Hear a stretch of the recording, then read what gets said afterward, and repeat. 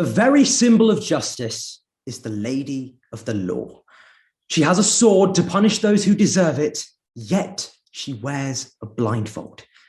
Her justice is unbiased, unprejudiced, blind. Ladies and gentlemen, I'd like to begin by telling you all a true story.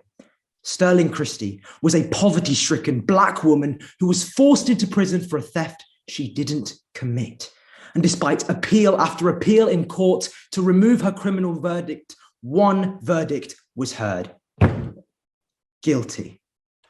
But after years of suffering, innocent.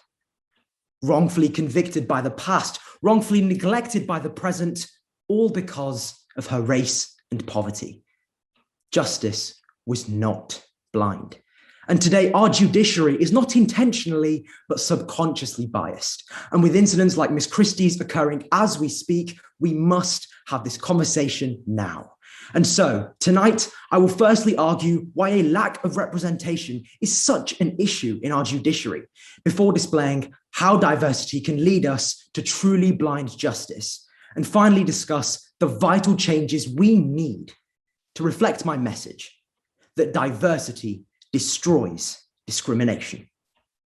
On to my first point. Why is this lack of diversity from our judiciary such an issue?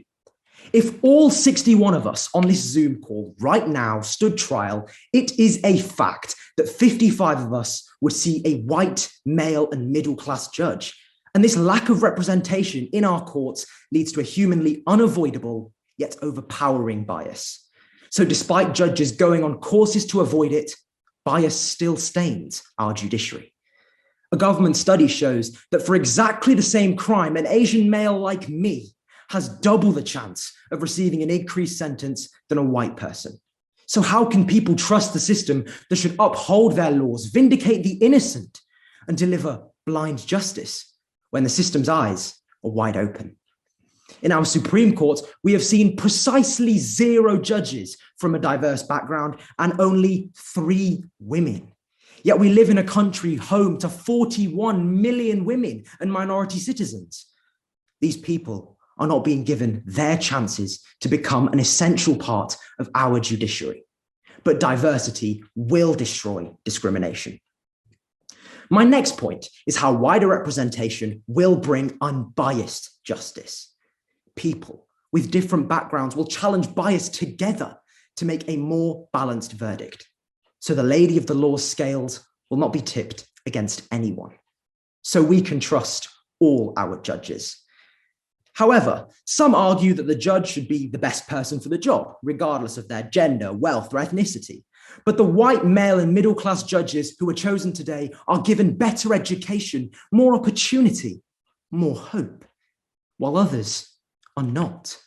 But we can break down barriers and strive towards true blind justice. And so, how can we bring about diversity? Our government needs to act. Our country needs to act. We need to act. Firstly, the government must campaign to increase representation in our courts. And secondly, they must increase funding for education in poorer areas, diverting money from sources such as the £200 billion set aside for HS2.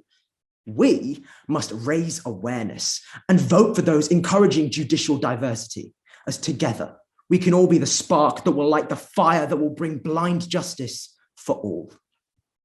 In conclusion, the law is lost, but if we search for it, we will find it.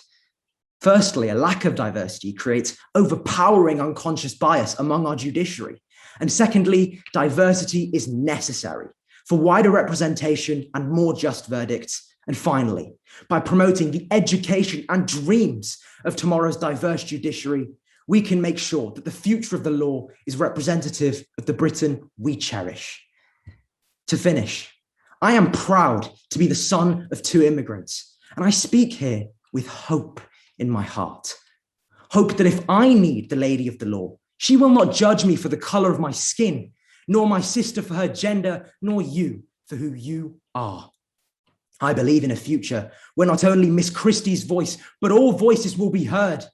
As with diversity, the Lady of the Law will stand tall forevermore, as diversity destroys discrimination. Thank you very much.